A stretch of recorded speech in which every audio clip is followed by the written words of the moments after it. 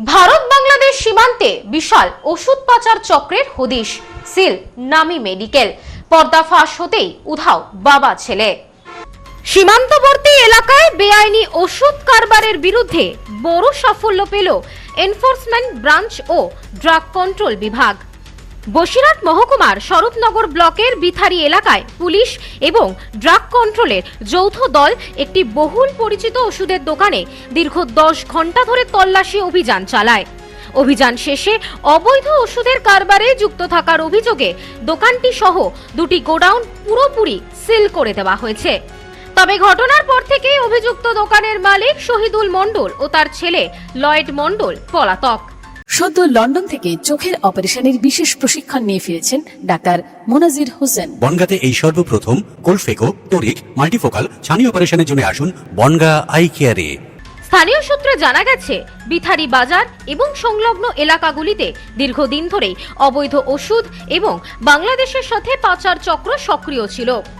সুনির্দিষ্ট তথ্যের ভিত্তিতে বৃহস্পতিবার দুপুর 1টা নাগাদ যৌথ তদন্তকারী দলটি বিথারি বাজারের নামকরা লয়েড মেডিকেল ওষুধের দোকানে আকস্মিক হানা দেয়।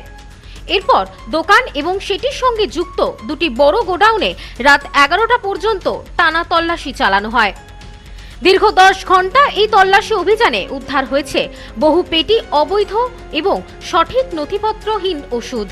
প্রাথমিক তদন্ত সূত্রের খবর অনুযায়ী উদ্ধারকৃত বিপুল পরিমাণ ওষুধ কোনো বৈধ নথিপত্র ছাড়া মজুত করা হয়েছিল এবং এগুলি সীমান্ত পেরিয়ে বেআইনিভাবে বাংলাদেশে পাচার করার পরিকল্পনা ছিল। অভিযান শেষে রাত 11টা নাগাদ পুলিশ ও তদন্তকারীরা দোকান ও গোডাউন দুটি সিল করে দিয়ে যান। তল্লাশির বিষয়টি বুঝতে পেরে আগেই চম্পট দেয় মূল অভিযুক্ত শহীদুল মণ্ডল ও তার ছেলে লয়েড। বর্তমানে পুলিশ তাদের সন্ধানে তল্লাশি চালাচ্ছে। সীমান্তের এই চাঞ্চল্যকর ঘটনাকে কেন্দ্র করে ইতিমধ্যে শুরু হয়েছে তীব্র রাজনৈতিক তরজা। স্থানীয় বিজেপি নেতৃত্বের পক্ষ থেকে অভিযোগ তোলা হয়েছে যে তৃণমূল সরকারের আমলে ক্ষমতাসীন দলের নেতাদের প্রত্যক্ষ মদতে এই ধরনের অসাধু ব্যবসায়ীরা নিজেদের ডালপালা মেলেছিল। তাদের দাবি, শাসক দলের ছত্রছায়ায় সীমান্তে এই রমরমীয় অবৈধ পাচার চক্র চালানো হয়েছে। তবে বর্তমান শাসন ব্যবস্থায় আর কোনো দুর্নীতি বরদাস্ত করা হবে না জানিয়ে দিয়েছে বিজেপি নেতা বৃন্দাবন সাহা। তিনি দাবি করেন, সরকার পরিবর্তনের ফলে এই ধরনের প্রতিটি অনৈতিক ও বেআইনি কর্মকাণ্ডের ওপর একের পর এক কোপ পড়বে। দেখুন, তৃণমূলের আমলে যে সমস্ত অবৈধ জিনিস রমরমিয়ে চলতো, বিজেপির আমলে সে সমস্ত জিনিস চলবে না। এটাই হলো বাংলার পরিবর্তন। মানুষ এই ধরনের পরিবর্তন চেয়েছিল। বিতারিতে আজকে ইডি এবং স্বাস্থ্য দপ্তর মিলে যেভাবে একটা বেআইনি ওষুধের দোকানে রেড করেছে এবং বেআইনি ওষুধ পাওয়া গেছে এবং সেই 1টা-1.5টা থেকে শুরু হওয়া রেড এইমাত্র শেষ হলো, সেখানে দোকান, অবৈধ দোকান সিল করে দেওয়া হয়েছে। প্রচুর অবৈধ ড্রাগ পাওয়া গেছে যেগুলো বাংলাদেশে চলতো।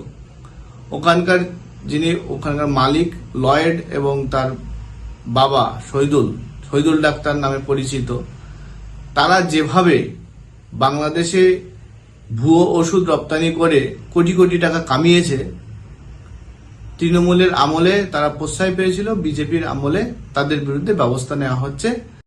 ব্যুরো রিপোর্ট, নিউজ স্নোম্যান্সল্যান্ড, বসিরহাট।